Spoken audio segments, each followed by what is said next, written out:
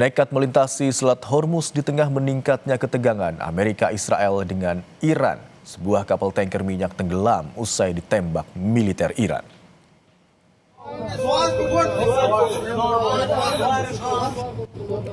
Kami kutip dari Al Jazeera, detik-detik serangan ke kapal tanker terekam dari dekat. Video menunjukkan sebuah kapal tanker minyak berbendera Palau terbakar setelah melanggar perintah tak melintasi Selat Hormuz.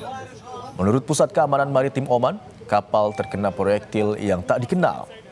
Setidaknya 3 kapal telah terkena serangan di area itu dan lebih dari 150 kapal lainnya telah menurunkan jangkar untuk menghindari memasuki Selat Hormuz.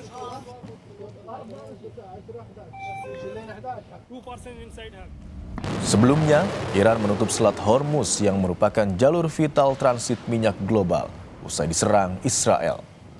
Penutupan Selat Hormuz dilakukan pada Sabtu 28 Februari sebagai aksi balasan Iran terhadap serangan militer gabungan Amerika Serikat dan Israel.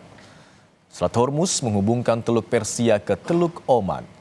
Penutupan akan mengganggu pasar energi global.